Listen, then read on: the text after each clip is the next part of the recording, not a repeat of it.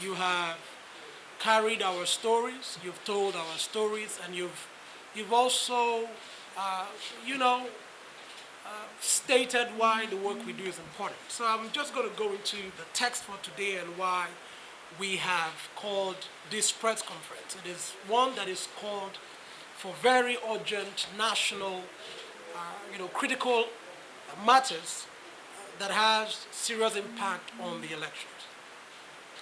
I greet you on this day as we look into the unfolding events happening in Bayelsa, Imo, and Kogi State, which has caused an unfortunate unrest in the atmosphere, even as the election in the aforementioned locations draw near, and this we would like to address. You know, with over 5 million recorded voters in Bayelsa, Imo, and Kogi, we are still left with about 200,000 voters who are yet to collect their PVCs in these three states, because, of course, the challenges associated with the process, as reported by voters. Our PESA report, which is our pre-election situation analysis report, which we have at Ready to Lead Africa, says that in Imo, the state residents have complained of how over 7,000 hotel rooms across Owerri had been allegedly booked for 8 nights for the purpose of inviting miscreants and thugs ahead of the forthcoming gubernatorial elections. And that is worrisome. This has actually made residents, to fear that the outcome might be violent, owing to some of the insecurity situations that we've also seen in the build-up to the elections. Of course, we won't forget the attack on one of the candidates, which was widely reported by the media as well.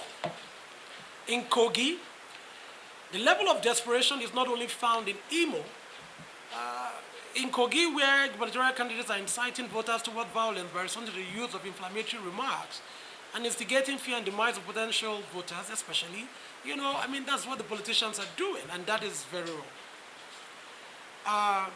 One of the things we've also seen in Kogi is that in Kogi East Senatorial District, just a couple of days ago, there was the killing of about 3 people, which also made rounds in the news. And for us, that is not helping voters to have confidence in coming out to vote. But we have been engaging with stakeholders so that those issues are resolved as quickly as possible. In Bayelsa, fear and insecurity looms, even as suspected political thugs recently attacked the residence of one of the chieftains of one of the political parties, Chief Dekive Ikyoga, in the Bansia area of Yenagoa, the state capital. We are using this opportunity, to call on everybody to play by the rules. This came after reports revealed that 2 unidentified persons had sustained gunshot wounds after they were attacked and shot by yet-to-be-identified thugs within the Opolo Aziks of the state capital. That is not good. To the meat of the matter, we are by this press conference calling on the President and Commander-in-Chief of the Armed Forces of Nigeria, the Inspector General of the Police, to ensure that the police must remain neutral without aiding and supporting any particular candidate against their opponent. And this should be applied in Kogi, Imo, and Bayelsa.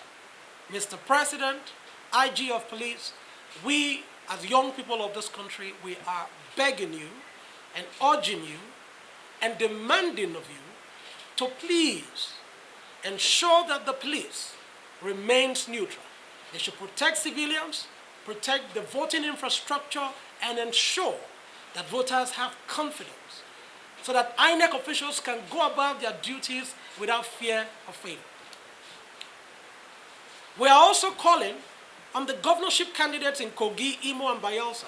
We're calling on youth groups, religious leaders, traditional rulers, to ensure they promote peaceful elections and promote the cause of peace. We saw a deputy governorship candidate in Bayelsa use words that are very unbecoming. And we are simply saying the police should do their work and ensure such things are corrected as quickly as possible. Finally, as Ready to Lead Africa, we have been accredited by INEC to observe the process across the 3 states, the 56 LGAs, and across the over 640 wards in Kogi, Imo, and Bayelsa. Fellow Nigerians, we will be deploying our election technology known as Follow the Results platform, which is both a mobile app and a web app tech solution, which will be used by our accredited field observers who are deployed to polling units and LGA collation centers across the 3 states. Our Follow the Result tech platform will collate results. It will report adherence to INEC guidelines. It will track incidences of violence using geolocation technology. It will track women inclusion in the process. It will also track the time the polls open. It will also track how youths are participating in the electoral process, as well as the overall effectiveness of the election management system and the guidelines deployed by INEC. This will be done using the guidelines as stated by the 2022 Electoral Act. We are, however, not also unaware that elections will not take place at some polling units in Imo due to unavailability of registered voters. In conclusion, we believe working together with the media, the police, the military, the Civil Defense Corps, politicians, youth groups, traditional rulers, and every stakeholder in the process, as well as our funder, the Nigerian Youth Future Fund, LIPA Africa, and everyone who have supported the work that we've done, we believe that working together, we can change the narrative of elections. We can actually then provide a safe environment for everybody without bias and prejudice. That way, voters can go out there and vote and ensure that their vote will count. Ladies and gentlemen, I want to state something very clear. Without the support of the Nigerian Youth Future Fund, LIPA Africa, MacArthur Foundation, and Ford Foundation, we will not be able to do the work that we are doing. To this end, we want to say a big thank you to all who have played their part in ensuring that we promote peace across the 3 states.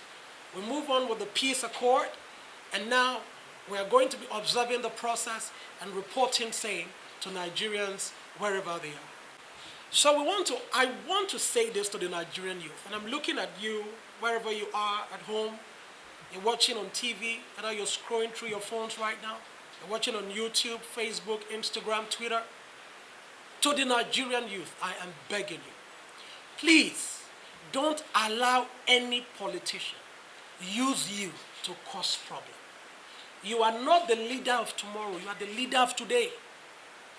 If we cause problem because we are young and they deceive you with tachere money that cannot even take you for 2 weeks, please, I'm begging you, Sean, don't carry gun for anybody.